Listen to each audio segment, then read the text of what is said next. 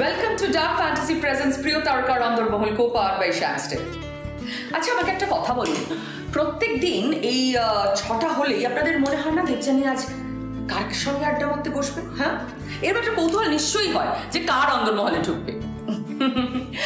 আজ আমি এমন কিছু মানুষের অন্দরমহলে যাব, এমন কিছু মানুষদের সঙ্গে আড্ডা মারবো যারা হচ্ছে আমাদের বাংলা চলচ্চিত্র জগতের কি বলবো তরতাজা ছেলে মেয়ে, সব খুব ট্যালেন্টেড শিল্পী, কিন্তু প্রত্যেকে। এটাই তো আমাদের ভবিষ্যৎ। আজ আমি এমন 4 জনের অন্দরমহলে ঢুকবো যাদের সঙ্গে আপনাদের আগে নিশ্চয়ই আড্ডা হয়নি। দেখতে থাকুন। আমি কি বলছি, প্রথম যার অন্দরমহলে ঢুকবো সে তার প্রথম ছবি হচ্ছে কাহানি, ন্যাশনাল অ্যাওয়ার্ড পেয়েছিল। আর মাত্র 18 বছর বয়সে সে নগর কীর্তন বলে একটি ছবিতে অভিনয় করে নিজে ন্যাশনাল অ্যাওয়ার্ড পেয়েছিল। কার কথা বলছি সেটা এখনো বলে দিতে হবে? এইটুকুই সম্বল আর ছিল রোদ্দুরে পাওয়া বিকেল বেলায়, সে হাসি ছুটে যেত গোধূলি মিছিলে, সবার আলো খেতে তুমিও কি ছিলে, হাওয়ায় হাওয়ায় হাওয়ায় হাওয়ায়। বন্ধু তোমায় এ গান শোনাবো বিকেল বেলায়। হ্যালো দেবযানী, কেমন আছো? আমি তো ভালো আছি। শুরুতেই এমন একটা গান শোনালি, আমার খুব প্রিয় গান এটা, মনটা ভালো হয়ে গেল। আসলে এই গানটা আমারও ভীষণ প্রিয়। তুই কি করছিস এখন? এই বাড়িতেই আছি এখন, মোটামুটি এই গান বাজনা করছি, থিয়েটারে পাঠ মুখস্থ করছি, আর বাড়ির সমস্ত কাজ আমরা 3 জনে, মা বাবা আমি, আমরা সবাই মিলে ভাগ করে নিচ্ছি আর কি। আর তার সঙ্গে এই একটু ধরো বন্ধুদের সঙ্গে আড্ডা মারা তো চলছি। তাহলে এখন আমি বন্ধুর মতো তোদের সঙ্গে আড্ডা মারবো, রাইট? মানে বলতে পারি শিং ভেঙে বাছুরের দলে ঢুকবো। আচ্ছা শোন না, আমার সঙ্গে তো জি বাংলার দর্শকরাও রয়েছেন, তো তোর অ্যাওয়ার্ড, ন্যাশনাল অ্যাওয়ার্ড নগর কীর্তনের একটু অ্যাওয়ার্ডটা দেখানো সকলকে। এই যে এটা সত্যি পুরস্কারটা আমার কাছে ভীষণ কাছের তো বটেই, কিন্তু সেটার সঙ্গে আমি বলতে চাইবো এই পুরস্কারটা শুধু আমার নয়, এটা আমার গোটা পরিবারের পুরস্কার। এবং আমি সারা জীবন আই বি গ্রেটফুল কৌশিক কাকুর কাছে, কৌশিক গাঙ্গুলির কাছে আমাকে এরকম একটা চরিত্রে নেওয়ার জন্য, কারণ এই চরিত্রটা পাওয়াটাই আমার কাছে খুব বড় একটা ব্যাপার। আমি চাই শুধু বাংলার কেন, ভারতবর্ষের ভালো ভালো ডিরেক্টররা, নামি দামি ডিরেক্টররা তোকে ভালো ভালো চরিত্রে চুজ করো, যাতে তুই আরো ভালো কাজ করতে পারিস। তোর তো এমনি খুব ফ্যান ফলোয়ার আছে, যাতে আরো ফ্যান ফলোয়ার বাড়ে সেটা আমি সবসময় চাই, বুঝেছিস? তার একটা কারণ আছে, কিন্তু কারণটা হচ্ছে এখন তোকে ফ্যানের দিকে তাকিয়ে থাকতে হবে। কেন?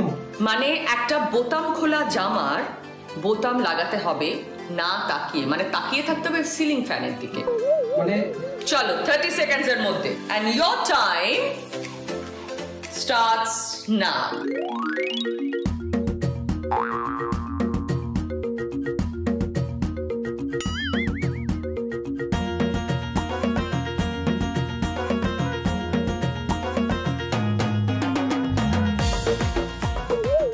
এটা কিভাবে লাগানো হলো রিদ্ধি?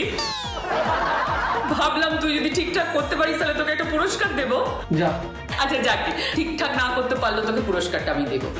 আর সেই পুরস্কারটা হচ্ছে তোর খুব খুব কাছের এক বন্ধুকে আমি কিন্তু এই আড্ডায় সামিল করবো। ওকে। দাঁড়া।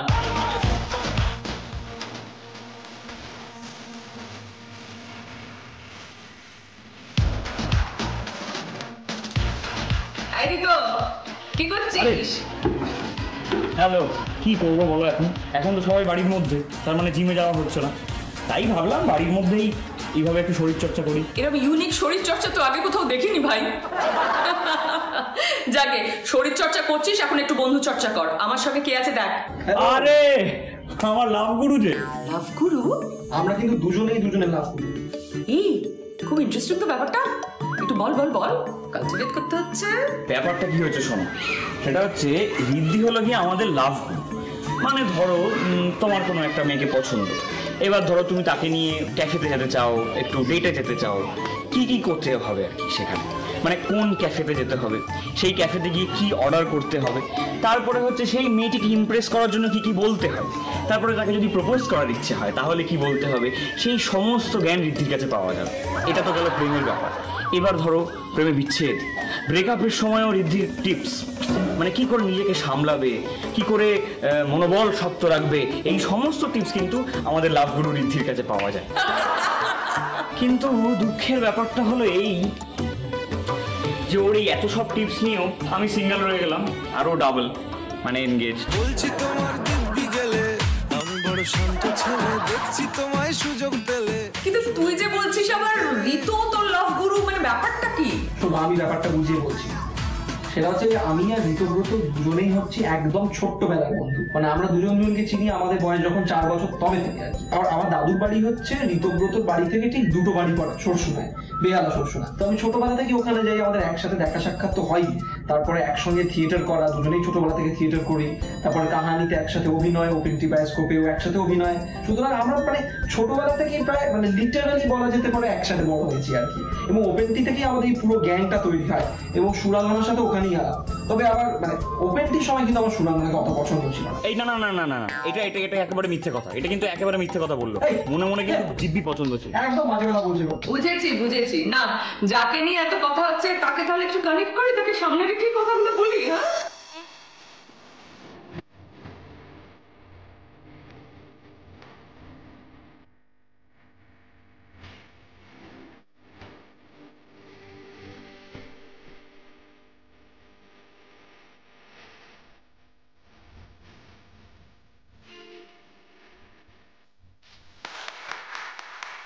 ভীষণ ভালো নেচেছিস সুরঙ্গনা। Thank you. ওয়েলকাম। আচ্ছা দেখ আমার সাথে কারা কারা এসেছে। Hello madam. তোরা কি করছিস? ঝগড়া করছে। বোঝো, রীতি বলছে ও যেদিন তোকে প্রথম দেখেছিল ওর তোকে ভালো লাগে, আর ঋতু বলছে ওর প্রথম দিন থেকেই তোকে ভালো লেগেছিল কিন্তু মুখে বলেনি। এবার বল, আমি তো ধন্দে পড়ে গেছি। এই ঋতু এগুলো কিন্তু একদম ঠিক না। না ওদের জানি দি একদম পাত্তা দিত না, আমিও খুব ইগনোর করতাম। এইটা বললে তো চলবে না, এইটা কিন্তু ঠিক কথা বলো না দেবযানীদি। দেখো ব্যাপারটা হচ্ছে সুরঙ্গনারও কিন্তু ওকে মনে মনে পছন্দ ছিল, কিন্তু ওদের ব্যাপারটা এতটাই ফিল্মি যে মানে ওই চোখে চোখে কথা বলো, মুখে কিছু বলো না। চোখে চোখে কথা বলো, মুখে কিছু বলো না। তখন সুরঙ্গনার অন্য একটা ছেলেকে বেশ বন্ধুত্ব হয়েছে তার সাথে, কি আমি এইটুকুই বললাম, বেশ ভালো বন্ধুত্ব হয়েছে। এবার এটা দেখে ঋদ্ধির খুব চিন্তা হয়ে গেছে। তো সে চিন্তিত হয়ে আমাকে ঋদ্ধি জিজ্ঞেস করছে যে হ্যাঁ রে কি করা যায়, ওর তো এরকম একটা ছেলের সাথে ভালো বন্ধুত্ব হয়েছে, আমি কি করে কনভারসেশন ইনিশিয়েট করি, কি করে ওকে ইমপ্রেস করি, কিছু বল আমাকে, তুই কিছু টিপস দে ইত্যাদি ইত্যাদি। ও প্রচণ্ড চিন্তাগ্রস্ত। আমি চেষ্টা করলাম যতটা আমার মতো করে টিপস দিয়ে হেল্প করার আর কি। এবং তারপরে ওদের এই যে ফিল্মি ঘটনাটা, এই যে যেটা নিয়ে চিত্রনাট্য করা যায়, সেটার ওই প্রথম দফাটা আর কি শেষ হলো। আচ্ছা ঠিক আছে হয়েছে, ঠিক আছে আমি মানছি বাবা, সরি। হ্যাঁ আমার তখনই ওকে একটু ভালো লাগতো। খুশি উড়ে গেছে চিন্তা ভাবনা ঘুম, মনে মনে 100 রং বেলুন, চুপি চুপি গল্প হবি আয়, তোকে খুব লেগেছে। প্রেমের গল্প শুনলাম, এবার কিন্তু একটা চ্যালেঞ্জ দেবো তোদের 3জন। হ্যাঁ, তোরা 3জন খুব বন্ধু, একসঙ্গে থাকিস। এমন 3টে জিনিস 1 মিনিটের মধ্যে তোদের খুঁজে আনতে হবে বাড়ি থেকে, যেগুলো বাড়িতে ব্যবহার করা হয়, রাইট? যে জিনিসগুলো একসঙ্গে থাকে, যেমন শিলনোড়া। এমন 3টে জিনিস খুঁজে আনতে হবে তোমাদের। Ready? Okay, Your time starts now.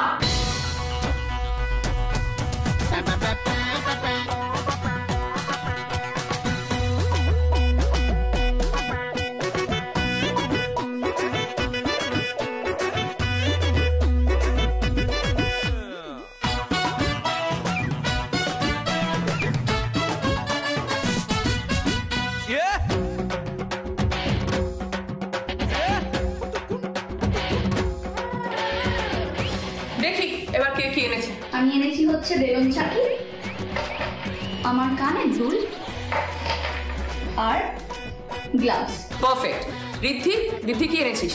জুতো, তালা চাবি, ইন্টারেস্টিং। আর এই চুড়ি কোথায় পেলি? আর বলো না, তুমি এমন খেলা দিয়েছো যে মার ড্রয়ার খুলে আমাকে এই দুটো নিয়ে আসতে হলো। আচ্ছা ঋতু, তোরটা দেখি এবার। টুথপেস্ট, টুথব্রাশ ওকে, কাপ প্লেট ওকে, চাটনি পাঁপড়, এটা আবার কি আনলি? আর কিছু মাথায় আসছিল না, হাতের কাছে বুঝতে পারছিলাম না, তাই মনে হলো চাটনি আর পাঁপড়, এটা তো সবসময় আমি একসাথেই খাই আর কি, মানে আলাদা আলাদা খাই না, তাই এই দুটোই হবে। আমি বলেছিলাম একসঙ্গে ব্যবহার করা হয়, চাটনি পাপড় একসঙ্গে ব্যবহার করা হয়? আচ্ছা আচ্ছা ঠিক আছে ঠিক আছে ঠিক আছে বুঝেছি, আমি হেরে গেছি। বল কি শাস্তি দিবি, বল বল কি করতে হবে বল। আমরা জিতেছি তাই আমাদের জন্য তোকে একটা গান গাইতে হবে, গিটার বাজিয়ে।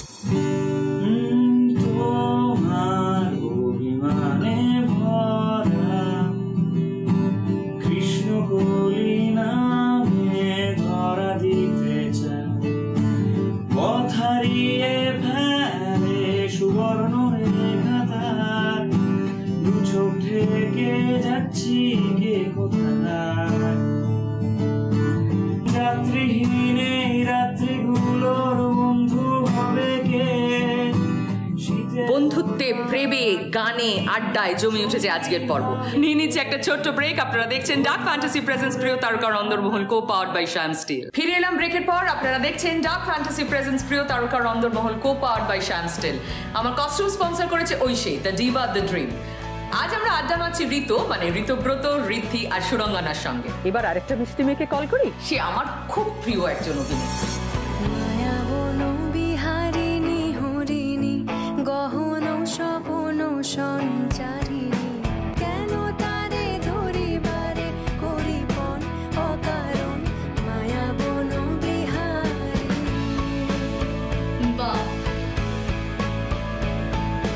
থাক থাক নিজ মনে দূরেতে, আমি শুধু বাঁশরীর সুরেতে পরশ করিব ওর প্রাণ মন অকারণ মায়া বন বিহারিণী। ইয়েস, ফাটিয়ে নাচলি তো সৌর।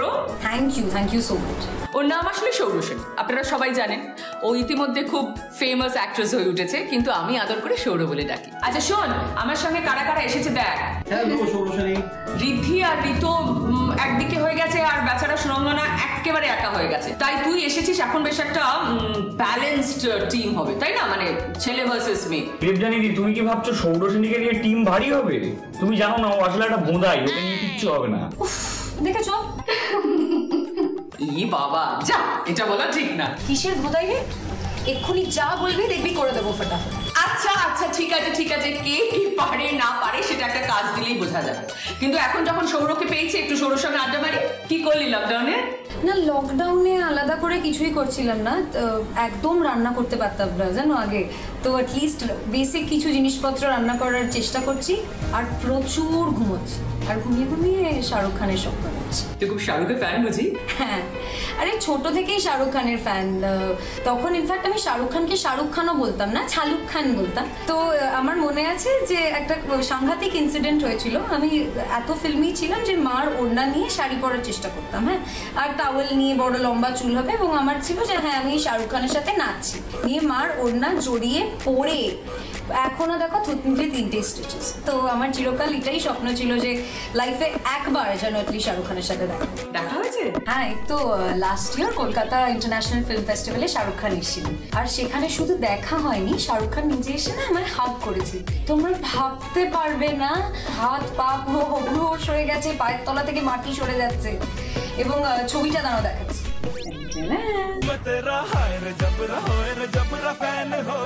শাহরুখের কথা বলতেই তো কাজলের নামটাই মাথায় আসে। আচ্ছা রীতি, তুই তো কাজলের সঙ্গে অভিনয় করলি হেলিকপ্টার এলায়, তো এখনো যোগাযোগ হয়? মাঝে মধ্যেই কথা হয়। ইনফ্যাক্ট এই লকডাউনের মধ্যেও কথা হয়েছে। উনি একটা শর্ট ফিল্ম করেছিলেন, সেটা নিয়ে কথা হয়েছে। উনি বই পড়তে ভীষণ ভালোবাসেন, তো উনি এখন কারেন্টলি কি বই পড়ছেন সেটা নিয়ে কথা হয়েছে। উনি আমাকে জিজ্ঞেস করলেন আমি কি বই পড়ছি। আর প্লাস সুরাঙ্গনার সাথে ইনফ্যাক্ট ওনার দেখা হয়েছিল। আমরা হেলিকপ্টার ইলার শুটিং এর পরে পরে যখন প্রমোশনাল ফেজটা শুরু হয়েছিল আর কি, তো তখনই কাজল ম্যামের সাথে সুরাঙ্গনার একবার দেখা হয়েছিল, এবং it was a very pleasant experience. Helicopter ইলাটা তোর কাছে খুব চ্যালেঞ্জিং ছিল, তাই না রিদ্ধি? ঋতুকে তাহলে আমি একটা চ্যালেঞ্জ দিই। একটু আগে তুই সৌরসেনীকে ভোঁদাই বলেছিস, এমন একটা চ্যালেঞ্জ দেবো সেখানে বোঝা যাবে কে বেশি ভোঁদায়। আচ্ছা আচ্ছা ঠিক আছে, কি করতে হবে সেটা তো বলো। দুজনকে একটা ফল পিস পিস করে কাটতে হবে। ওহ, সেটা তো সোজা। কাহানি মে থোড়া টুইস্ট হয়, আর টুইস্টটা হচ্ছে এই, ফল কাটবে নিশ্চয়ই, কিন্তু মাথায় একটা কিছু ব্যালেন্স হবে। এটা তো আমার কাছেও চ্যালেঞ্জিং হয়ে গেল। আয়েগা মজা।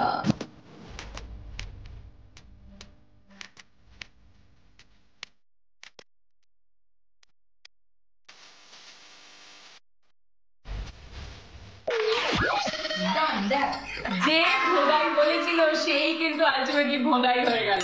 এই হার আমি মানছি না, এটা কোনো হারই নয়। তুমি ভোদাই ছিলে, ভোদাই থাকবে ব্যাস। তোর থেকে কিন্তু বেটার পেরেছি। হ্যাঁ, আমি অনেকক্ষণ অনেক বেশি রেখেছি। আচ্ছা আচ্ছা ঠিক আছে, ঝগড়া নয়, কেউ ভোদাই নয়, ঠিক আছে। আচ্ছা আমাকে একটা কথা বলতো, তোদের মধ্যে সব থেকে ভুলো মন কার? সুরাঙ্গনা। ধরো আমি ওকে বললাম যে কালকে আমরা অমুক সময় এই সিনেমাটা দেখতে যাবো, ঠিক আছে। এবার খানিকক্ষণ পরে আমাকে হঠাৎ ফোন করে বা মেসেজ করে বলো, কিরে তুই তো আমাকে বললি না কালকে আমরা কি সিনেমা দেখতে যাব। আমি তারপরে বিশ্বাস করো ওকে যতবার অনেকবার করে মনে করানোর চেষ্টা করি, বললাম যে হ্যাঁ দেখ তোকে আমি বলেছিলাম ওই টাইমে ওই সিনেমা দেখতে যাবো, সে কিছুতেই আমার কথা শোনে না। তারপরে কিছুক্ষণ পরে হঠাৎ টাউন করে টিউবলাইটের মতো ওর হঠাৎ মেমোরিটা জ্বলে উঠবে, ওর মনে পড়বে যে হ্যাঁ হ্যাঁ হ্যাঁ হ্যাঁ তুই আমাকে ওই সিনেমাটা দেখতে যাওয়ার কথা বলেছিলিস। হ্যাঁ মানে সে দু একবার হয়েছে মাঝে মাঝে। তুই একবার? থাক দেবযানীদি, শোনো আমরা অন্য টপিকে যাই, এই টপিকটা একদম বাদ দিয়ে দাও, ঠিক আছে? আচ্ছা আচ্ছা, এখন আর অন্য কোনো কথা না, এবার একটা অন্য গেম হবে। গেমটা হবে দুটো টিম করে, ঋদ্ধি ঋতু একটা টিম, সুরঙ্গনা আর সৌর একটা টিম। ঋদ্ধি আর ঋতুকে গান গাইতে হবে, বাট গানটা শব্দ হবে না, কেউ শুনতে পাবে না, জাস্ট লিপ মুভমেন্ট, ওকে? সৌর আর সুরঙ্গনাকে সেই লিপ মুভমেন্ট দেখে গানটা বুঝতে হবে এবং গানটা গাইতে হবে। সিমিলারলি সৌর আর সুরঙ্গনা এভাবেই একটা গান গাইবে শব্দ না করে, আর ঋতু তোকে আর ঋদ্ধিকে এটাকে বুঝে গাইতে হবে, ওকে? চলো আমি শুরু করছি তাহলে। গা গা।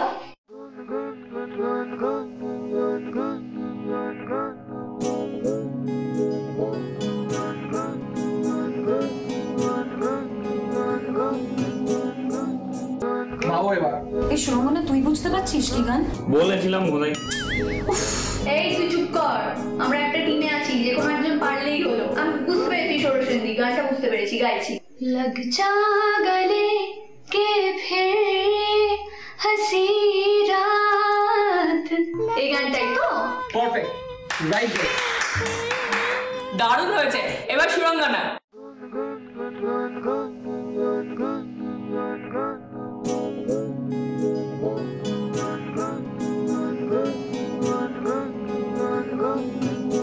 সত্যি সুরাঙ্গনা আমাকে নেহাতি ভীষণ ভালোবাসে, না হলে এইরকম সহজ গান কেউ দেয়? বন্ধু চল, সিম্পল, একটু সোজা হয়ে গেল। হ্যাঁ চল ঋতু শুরু কর। জল ছবি রং মশা স্কুল ছুটির হজমিরা রূপকথার পায়রাদের গল্প বন্ধু চল রামধনু ঝালমুড়ি হাফ টিকিট পুলিশ বিষ্ণুনার চুরমুরে গল্প বল বন্ধু চল বন্ধু চল রোদ্দুরে মন কেমন মাঠ জুড়ে খেলবো ওই ঘাসে তোর ডিমে তোর পাশে বন্ধু চল বলটা রে রাখবো বুঝতেই পারছেন এদের চার বন্ধুকে নিয়ে আড্ডাটা বেশ জমেই গেছে, আর আমিও কিরকম শিং ভেঙে বাছুরের ঢলে ঢুকে পড়েছি, তাই না?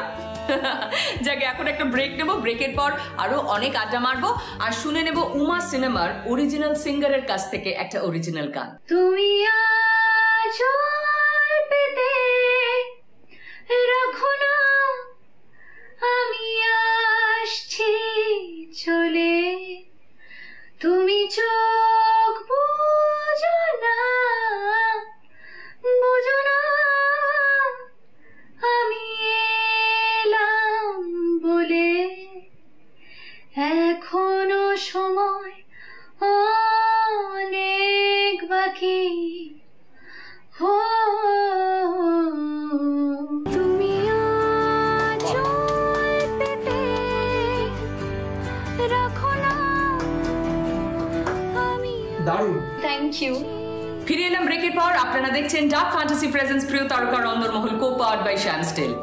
ব্রেকের পরে এত সুন্দর একটা গান শুনলাম সুরঙ্গনার, মনটা সত্যি ভরে গেল। Thank you so much দেবযানীদি।